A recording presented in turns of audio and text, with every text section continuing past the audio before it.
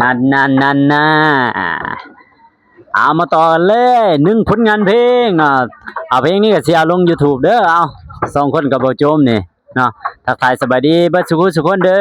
อมาพบมาพ้อกับเบาโจมและกับเบาบัวเนาะในช่อง YouTube วิถีชีวิตชนเผ่าบรูพี่น้องเอ้ยนี่น่ะปลาใดกล้วยบรูเอ้ยทักทายสบายดีเด้อบ่ว่าจะเป็นบรูทั้งสารวัตรแล้วก็บรูทั้งสวรรณเขตหรือว่าบรูทั้งท่าแขกขมวนเฮาก็ได้เนาะเอามาฟังผลงานเพลง1ผลงานเพลงฮักสาวปาไต้เพิ่นว่าฮักสาวผู้ไทยเด้อหรือว่ามักกะโมปาไต้เนาะปรโลบางแกล้งหรือว่าผู้บ่าวบางแกล้งนี่มักปรโลปรโลบางแกล้งมักกะโมปาไต้เด้อโอ้ยผู้เว้านี่ก็เก้อกะพี่น้องเอ้ยเอ้าจวดๆกันเลยเอ้า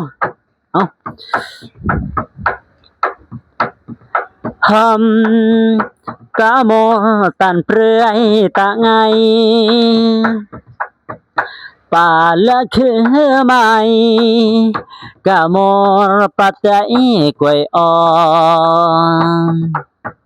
จอมบายสัตว์ซื่อกะจังคือกลัวอาเลนอเก้าตาเลืองไม้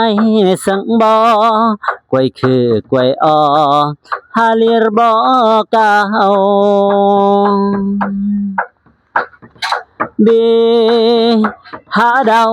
เป่าหำแต่ไม่ทุกระไงเป่าหำไม่เคยเบื่อ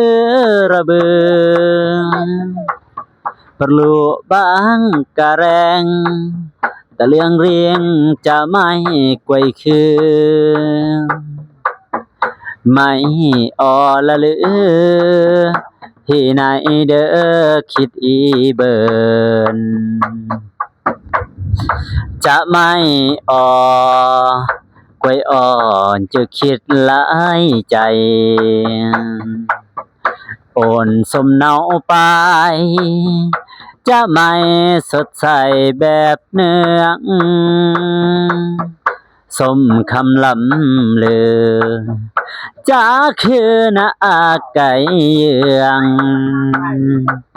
สมุดไม่เกินปีเรื่องที่ในละเนียมอีเบินขอเสียงเพลงบรรเลงจากใจส่งเตอป่าไม้กะโมปะไตกวยอ่อperlu bang kareng แต่เรื่องเรียงจะไม่สังบ่